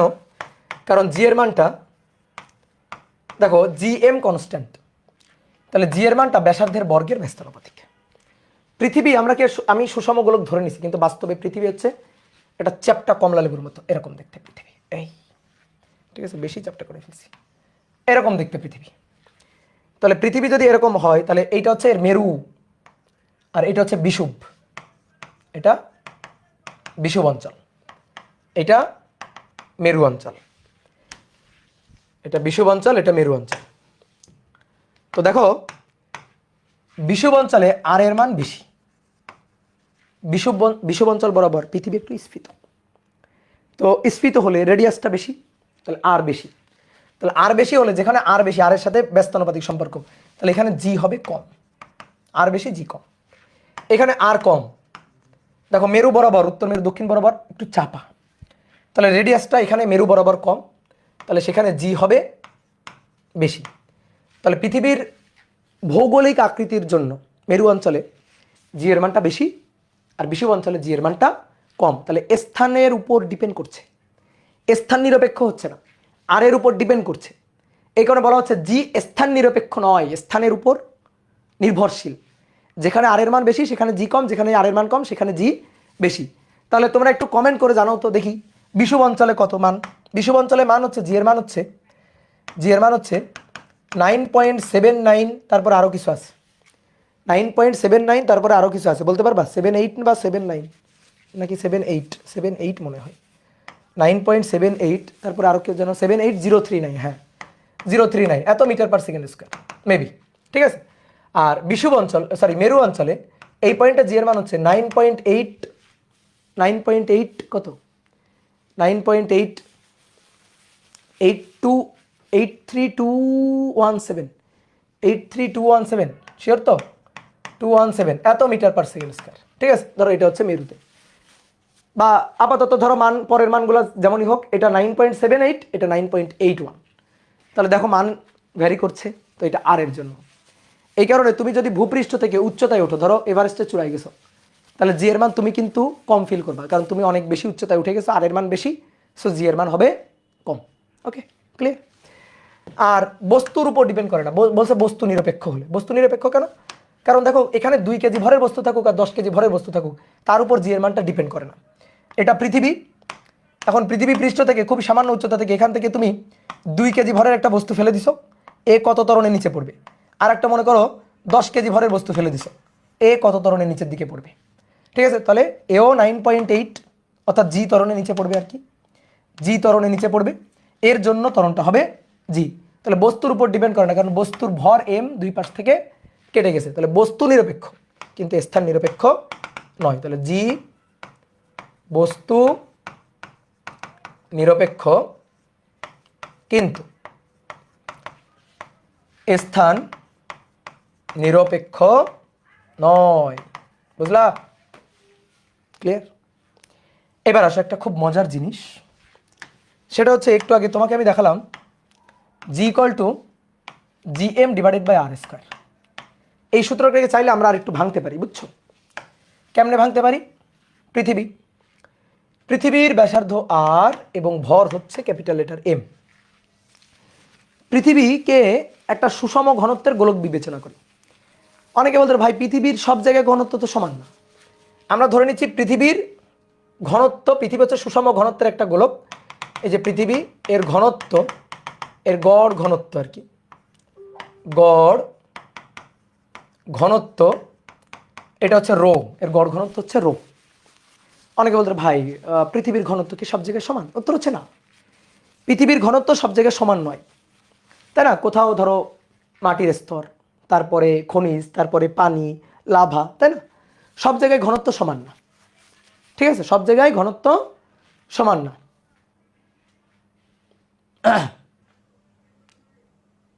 দাদা ক্যাটালিস্ট গ্রুপে কি ভিডিও দেখলা? বুঝলাম না, কি ভিডিও, কি ভিডিও? এই ফালতু কমেন্ট করা যাবে না, আসো পরে আসো।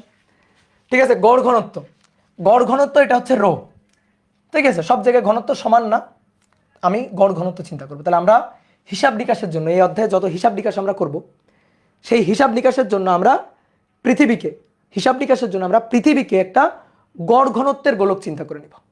বোঝা গেছে? ঠিক আছে, গড় ঘনত্ব, সেই গড় ঘনত্বটা। এবার আসো, তাহলে আমরা এই সূত্রটাকে আরেকটু ভাঙতে পারি। G M, M equal to rho V divided by R square. তাহলে G rho V 4/3 pi R cube divided by নিচে আর স্কোয়ার। দেখো ভি কি? ভি হচ্ছে আয়তন, এর আয়তন ভি, 4/3 পাই আর কিউব বসালাম। আর স্কোয়ার আর কিউব কাটাকাটি করে উপরে আর, তাহলে 4/3 জি রো পাই ইন্টু আর। তাহলে এটাও কিন্তু ভূপৃষ্ঠে অভিকর্ষ ত্বরণ নির্ণয়ের আরও একটা সূত্র। 4/3 জি রো পাই আর। রো হচ্ছে গ্রহের ঘনত্ব, যে গ্রহের অভিকর্ষ ত্বরণ বের করবা সেই গ্রহের ঘনত্ব, আর আর হচ্ছে ওই গ্রহের ব্যাসার্ধ। আর হচ্ছে ওই গ্রহের ব্যাসার্ধ। কি কথা বুঝছ? ক্লিয়ার? দাদা বাংলাগুলোর সাথে একটু ইংলিশগুলো বলেন। আচ্ছা ঠিক আছে। রো ডেন্সিটি, আর হচ্ছে রেডিয়াস, ঠিক আছে? আর এইটা হচ্ছে জি হচ্ছে এক্সেলারেশন, তাহলে এক্সেলারেশন এটা হচ্ছে গ্রাভিটেশনাল এক্সেলারেশন বা এক্সেলারেশন ডিউ টু গ্র্যাভিটি আর কি। ওকে, এইবার আসো, আমার একটা খুব ইম্পর্টেন্ট কোশ্চেন আছে, দেখি আসো তোমাদের মাথা আউলাই দিই। হেডিং লিখো, মাথা আউলায়ে দেই, ঠিক আছে? G equal to G M divided by R square. তাহলে এখানে জি এবং আর এদের সম্পর্ক হচ্ছে বর্গের ব্যস্তানুপাতিক। G equal to 4/3 G rho pi R. এইখান থেকে আমরা দেখতেছি জি হচ্ছে ব্যাসার্ধের সমানুপাতিক। প্রশ্ন হচ্ছে কাহিনীটা কি? কাহিনীটা কি বলো দেখি। প্রশ্ন বুঝছো যে কি ব্যাপার ভাই, জি এর সাথে আর এর সম্পর্ক বর্গের ব্যস্তানুপাতিক, আবার জি এর সাথে আর এর সম্পর্ক সমানুপাতিক। তাহলে কোনটা ভুল, কোনটা ঠিক, নাকি দুটোই ভুল, নাকি দুটোই ঠিক? বলো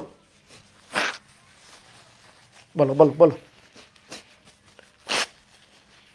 একজন বলছে সেকেন্ডটা ভুল, প্রথমটা ঠিক। শোনো, দুটোই ঠিক। এবার কখন কখন কোনটা কোন ক্ষেত্রে ঠিক এটা বুঝতে হবে। দুটোই ঠিক, ঠিক আছে? এবার আসো কেমনে। দেখো G equal to G M divided by R square. যদি গ্রহ ফিক্সড থাকে, ঠিক আছে? ধরো গ্রহ ফিক্সড, যদি গ্রহ ফিক্সড করে বলি, গ্রহ ফিক্সড থাকে, যেমন আমি তোমাকে প্রশ্ন করলাম পৃথিবীর গ্রহ ফিক্সড, প্রশ্ন করলাম পৃথিবীর কোথায় জি এর মান কেমন, অর্থাৎ পৃথিবীর পৃষ্ঠে জি এর সাথে পৃথিবীর ব্যাসার্ধের সম্পর্ক কেমন, তখন বলবা ভাই বর্গের ব্যস্তানুপাতিক। বোঝা গেছে? গ্রহটা fixed. G equal to G M divided by R square. G তো এমনিতেই কনস্ট্যান্ট, জি বড় হাতে জি কনস্ট্যান্ট, গ্রহ ফিক্সড বলে এমটাও কনস্ট্যান্ট, গ্রহের ভরটাও কনস্ট্যান্ট। তাহলে এই পুরো পার্টটা হচ্ছে ধ্রুবক, এই পার্টটা কি ধ্রুবক।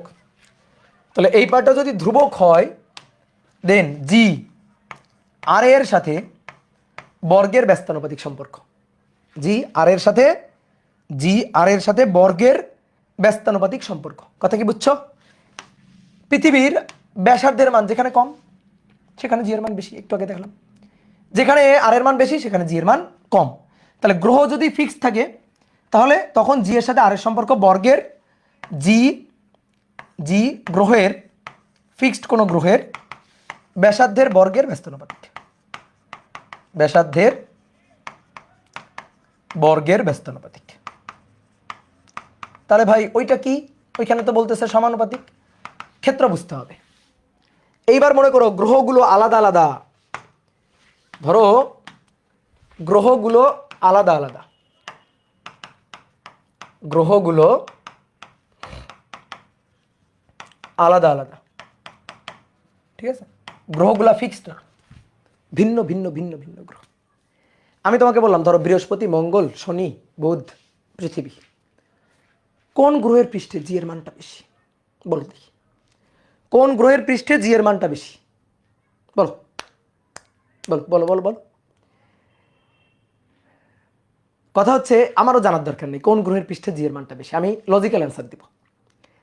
যে গ্রহের ঘনত্ব এবং ব্যাসার্ধের গুণফল বেশি সেই গ্রহের জি এর মান বেশি। ঘনত্ব মানে গড় ঘনত্ব আর কি। নর্মালি ঘনত্ব সব জায়গায় সমান না, কিন্তু ঘনত্ব বলতে আমরা গড় ঘনত্ব বুঝবো। তাহলে দেখো কেমনে, G equal to 4/3 G rho pi into R. ভিন্ন ভিন্ন গ্রহ হইলে তার জন্য কি 4 আলাদা, 3 আলাদা, জি আলাদা, পাই আলাদা? না, এগুলা ধ্রুবক। ভিন্ন ভিন্ন গ্রহ বৃহস্পতি, মঙ্গল, বুধ, পৃথিবী, 4, 3, জি, পাই কনস্ট্যান্ট, ঠিক আছে? তাহলে যদি এগুলো কনস্ট্যান্ট থাকে তাহলে জি এর সাথে চলক থাকতেছে কে? রো এবং আর। ভিন্ন ভিন্ন গ্রহের জন্য রো আলাদা আর আলাদা। তাহলে কোন গ্রহের পৃষ্ঠে জি এর মানটা বেশি? তাহলে যে গ্রহের ব্যাসার্ধ বেশি? নো, যে গ্রহের ব্যাসার্ধ বেশি না, যে গ্রহের ব্যাসার্ধ এবং ঘনত্বের গুণফলের মান বেশি। গুণফলের দুটোর গুণফলের মান বেশি সেই গ্রহের পৃষ্ঠে জি এর মান বেশি। যে গ্রহের ঘনত্ব এবং ব্যাসার্ধের গুণফলের মানটা কম, গুণফলের মানটা কম, সেই গ্রহের ক্ষেত্রে জি এর মানটা, সেই গ্রহের পৃষ্ঠে জি এর মানটা হবে কম। তাহলে ব্যাপারটা হচ্ছে এরকম, ধরো দুটো গ্রহ আছে, তাহলে দুটো গ্রহের রো ধরো একই, ঘনত্ব একই হলে তখন আমরা বলতে পারি জি এর সাথে আর এর সম্পর্ক সমানুপাতিক, অর্থাৎ দুটো গ্রহের ঘনত্ব সেম, গড় ঘনত্ব সেম। তাহলে যে গ্রহের ব্যাসার্ধ বেশি সেই গ্রহের পৃষ্ঠে জি এর মান বেশি। আবার যদি আর কনস্ট্যান্ট থাকে, যদি আর ভিন্ন ভিন্ন ধরো দুটো গ্রহ বা তিনটা গ্রহের জন্য যদি একই হয়, তাহলে তখন আমরা বলতে পারি গ্রহের পৃষ্ঠে জি এর মানটা সেই গ্রহের গড় ঘনত্বের সমানুপাতিক। খুবই সহজ জিনিস। আর কনস্ট্যান্ট হলে রো এর সাথে সমানুপাতিক, রো কনস্ট্যান্ট হলে আর এর সাথে সমানুপাতিক। কি কথা কি বুঝছো? কথা কি বুঝতে পারছো? চলো চলো চলো, যেমন একটু গুগল করি আসো। এগুলো তো মনে থাকে না, এগুলা মনে রাখার দরকারও নাই, জাস্ট গুগল করলে যদি পাওয়া যায়। তাহলে মনে করো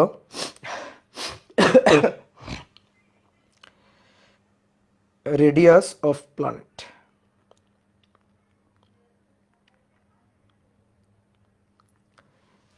রেডিয়াস অফ প্ল্যানেট। তাহলে ধরো দুটো গ্রহের ক্ষেত্রে চিন্তা করি, আর্থ,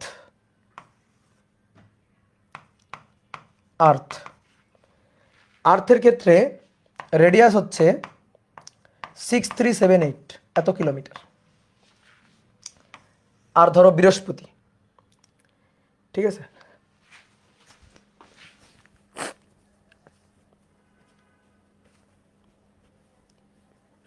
বৃহস্পতি ধরো জুপিটারের জন্য আর এর মান 69911 কিলোমিটার। বিশাল, এত কিলোমিটার। এই গ্রহে চলে যেতে পারলে ভালো হতো, বিশাল গ্রহ, ঠিক আছে? এবার আসো রেডিয়াস, রেডিয়াস তো গেল। ডেনসিটি অফ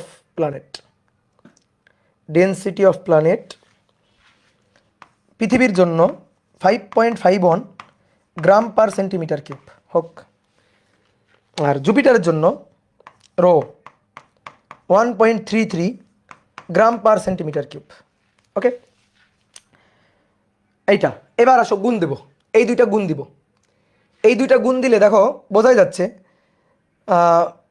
6 3 7 8 গুণ 5 পয়েন্ট, এসে একক লাগবে না, দরকার নেই। 6 3 7 8, জাস্ট একটু আইডিয়া পাও, 5.51। এই দুইটাকে গুণ করলে আসছে গুণফল 35142.78। আর এই দুইটাকে যদি গুণ করি অবশ্যই বেশি আসবে, বোঝাই যাচ্ছে। 69911 গুণ 1.33, তাহলে এটা হচ্ছে 92981.63। তাহলে এর রো এবং আর এর গুণফল, এর রো এবং আর এর গুণফল, ঠিক আছে, একক লাগবে না। তাহলে এবার বলো কার মানটা বেশি, কার মানটা? এটার মান বেশি, এটার মান কম। তাহলে আমি বুঝে গেছি যে জুপিটারের পৃষ্ঠে জি এর মান বেশি, পৃথিবীর পৃষ্ঠে জি এর মান কম। তাহলে এখন যদি জি এর মানের কথা বলি, তো পৃথিবীর তো জি এর মান আমরা জানি 9.81, ঠিক আছে। তাহলে এর জি এর মানটা অবশ্যই 9.81 বেশি হবে। দেখি তো কত, ঠিক আছে, দেখি তো কত। তাহলে গ্র্যাভিটেশনাল এক্সেলারেশন জুপিটার,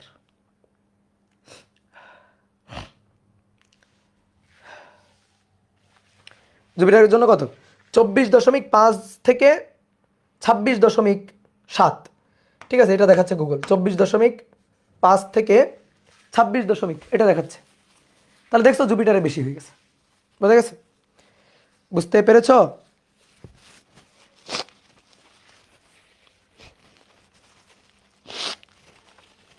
হ্যাঁ 26 আর কি, ঠিক আছে। এটার মান দেখা যাচ্ছে 26 বা 25, ঠিক আছে, 26 ধরো, 26 মিটার পার সেকেন্ড স্কয়ার। তাহলে এর মানটা বেশি, এর মানটা কম।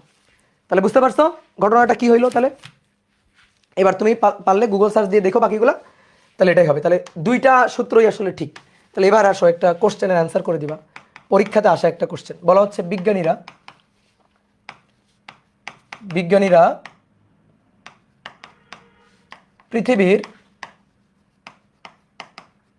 পৃথিবীর কম ঘনত্বের ও বেশি ব্যাসার্ধের, বিজ্ঞানীরা পৃথিবীর কম ঘনত্বের ও বেশি ব্যাসার্ধের একটি গ্রহের সন্ধান পেলেন, একটি গ্রহের সন্ধান পেলেন। ওই গ্রহের পৃষ্ঠে অভিকর্ষ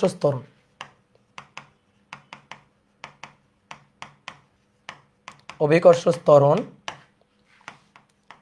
পৃথিবীর পৃষ্ঠের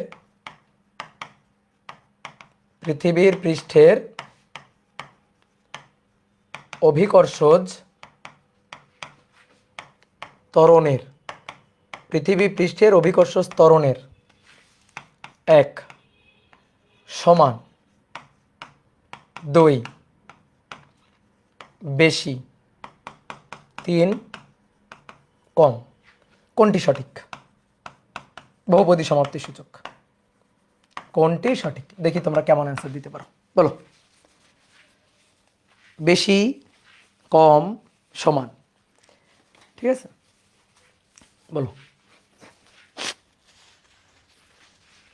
উত্তর হচ্ছে অল, উত্তর হচ্ছে অল, তিনটাই, ঠিক আছে। যারা তিনটা বলছো তাদের হয়েছে।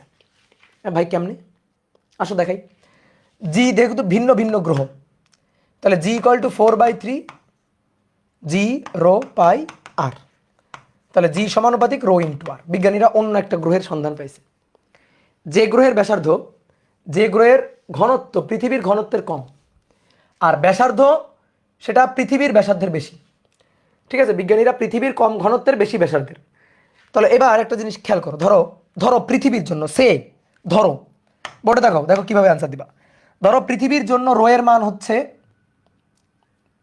ধরো 3, আর এর মান ধরো 4, তাহলে ভাই গুণফল কত? 12। ধরো এটা পৃথিবীর, এটা পৃথিবীর, ঠিক আছে, এটা পৃথিবীর জন্য মানে ধরো আর কি। তাহলে পৃথিবীর ঘনত্ব কত? 3, পৃথিবীর ব্যাসার্ধ কত? 4, তাহলে গুণফল কত? 12।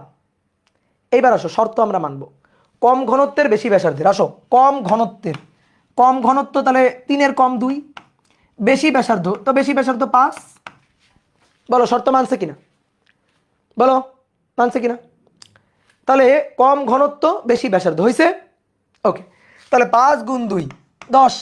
এবারে বলো এই যে 10 এটা 12-র কম না বেশি? এই 10-এর মানটা এটা 12-র কম না বেশি? তাহলে 12-র কম, তাহলে পৃথিবীর আগে যে মান ছিল তার তুলনায় কম, তাহলে কম হতে পারে। বোঝা গেছে? এইবার আসো, ঘনত্ব কম, ঘনত্ব কম ধরো 2, ব্যাসার্ধ বেশি, ব্যাসার্ধ বেশি ধরো 6। ঠিক আছে, তাহলে 6 গুণ 2 কত? 12।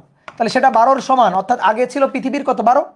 নতুন যে গ্রহটা তার 12 হইতে পারে, তাহলে সমানও হইতে পারে। কম ঘনত্বের 3-এর কম ঘনত্ব 2, বেশি ব্যাসার্ধ সে, বেশি ব্যাসার্ধ 7 বা 8 কিছু একটা ধরো। 7 দুগুণে 14, তাহলে 14-র মানটা সেটা 12-র চেয়ে আগের চেয়ে বেশি না?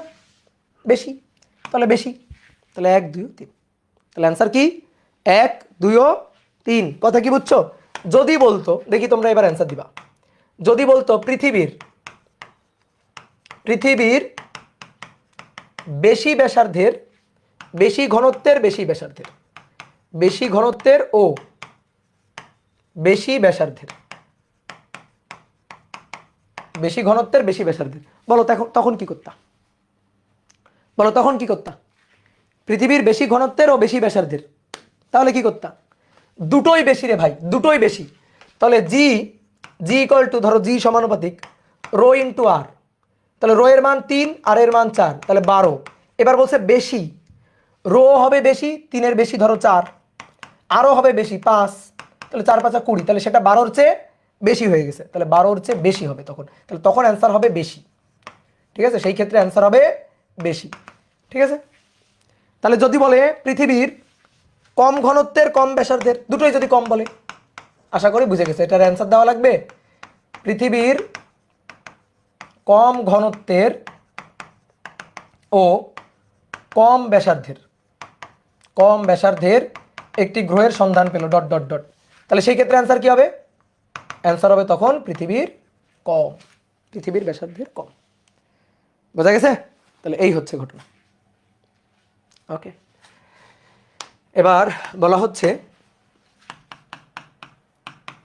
দুটি গ্রহের ব্যাসার্ধের অনুপাত, ব্যাসার্ধের অনুপাত 2:3, ঘনত্বের অনুপাত √3:√2, তাহলে গ্রহদ্বয়ের পৃষ্ঠে, তাহলে গ্রহদ্বয়ের পৃষ্ঠে, গ্রহদ্বয়ের পৃষ্ঠে অভিকর্ষজ ত্বরণের অনুপাত কত? অভিকর্ষজ, গ্রহদ্বয়ের পৃষ্ঠে অভিকর্ষজ ত্বরণের অনুপাত কত? গ্রহদ্বয়ের পৃষ্ঠে অভিকর্ষজ ত্বরণের অনুপাত কত? বলো এবার করো, খুবই সহজ, এমসিকিউ টাইপ কোশ্চেন। তাহলে G equal to 4/3 G rho pi R. ঠিক আছে, তাহলে G one equal to 4/3 G rho 1 pi R1, আর জি 2 4/3, গ্রহ আলাদা তাহলে ঘনত্ব আলাদা, রো 2 পাই R2। এবার যদি ভাগ করে দাও তাহলে জি1/জি2, 4/3 জি কাটা, পাই কাটা, রো 1 R1, রো 2 R2, তাহলে রো 1/রো 2 ঘনত্বের অনুপাত √3√2, ব্যাসার্ধের অনুপাত 2/3, তাহলে 2√3 3√2, এটাই হচ্ছে অ্যান্সার। ঠিক আছে, এটাই হচ্ছে অ্যান্সার। বুঝলা? বলো পারবা কিনা, বলো পারবা কি না? বোঝা গেছে? একই ঘনত্বের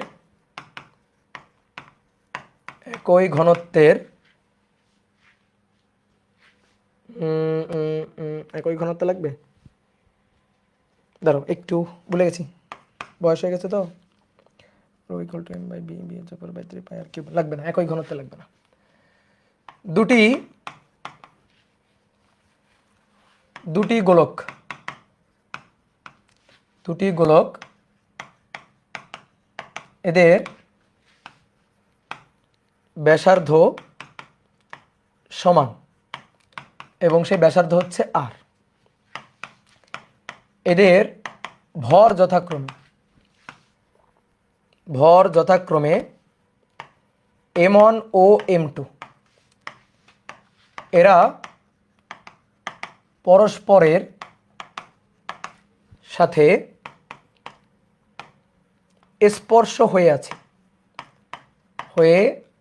আছে এদের মধ্যকার মহাকর্ষ বল F সেটা আর এর সাথে n এর মানের আর এর n এর পাওয়ারের সমানুপাতিক। তাহলে প্রশ্ন হচ্ছে n ইকুয়াল টু কত?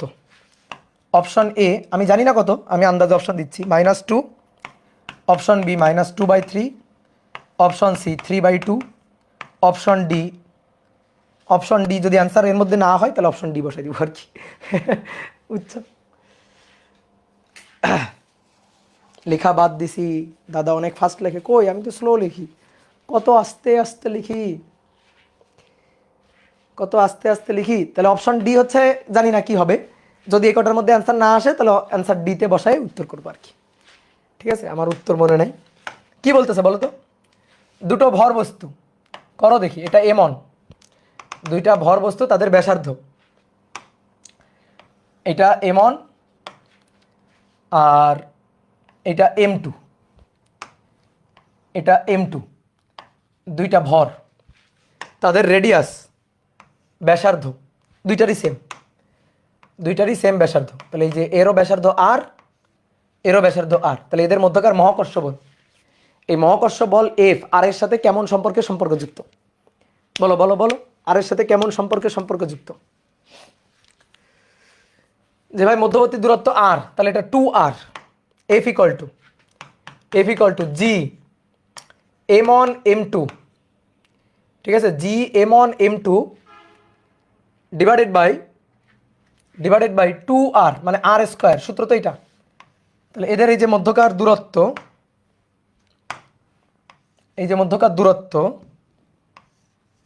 এই দূরত্ব হচ্ছে r, তাহলে r এর স্কয়ার, তাহলে কি হবে f g m1 m2 divided by r হচ্ছে 2r তার স্কয়ার।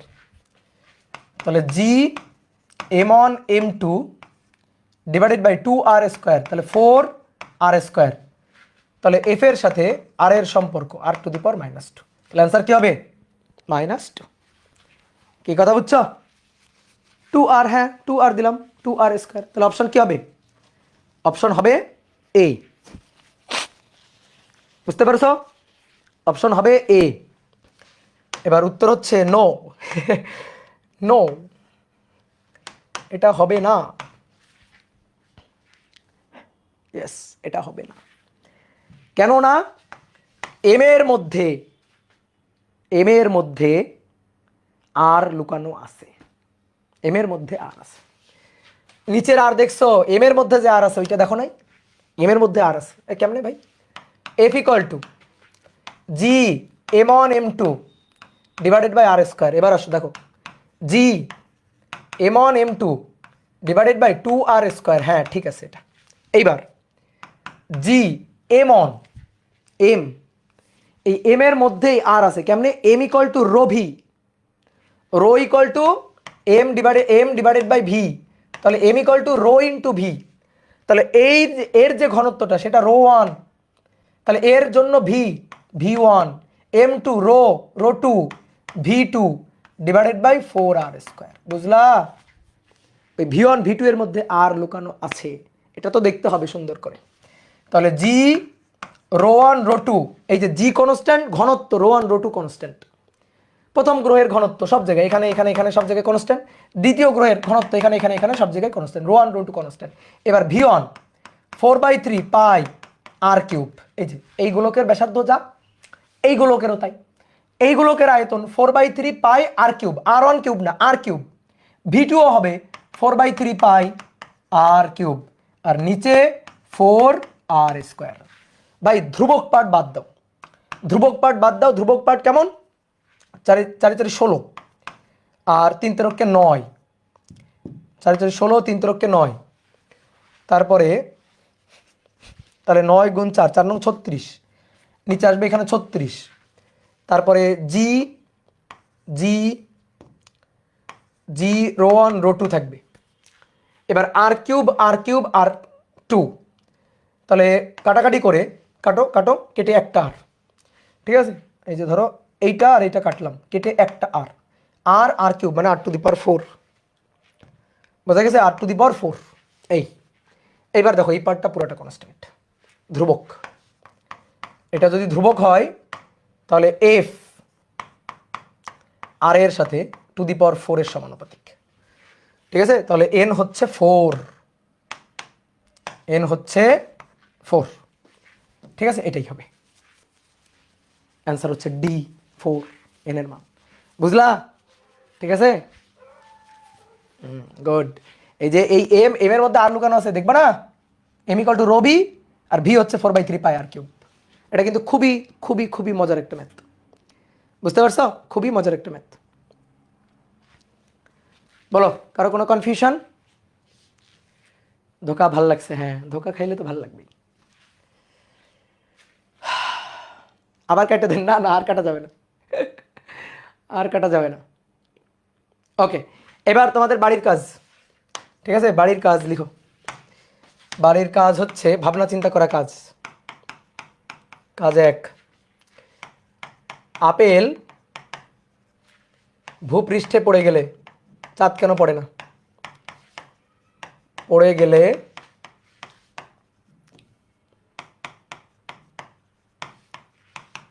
চাঁদ কেন পড়ে না, এটার উত্তর খুঁজে বের করবা। আর কাজ 2, জি এর মান কোন পরীক্ষার মাধ্যমে কিভাবে পাওয়া গেল? কোন পরীক্ষার মাধ্যমে কিভাবে নির্ণয় করা হলো? কিভাবে নির্ণয় করা হলো, ঠিক আছে? এই দুইটা প্রশ্নের উত্তর খুঁজে বের করবা, ঠিক আছে? তাহলে আজকে এই পর্যন্ত প্রথম ক্লাস, বেশি আর পড়ালাম না, ঠিক আছে? নেক্সট দিন আমরা আরেকটা টপিক পড়বো। টাটা।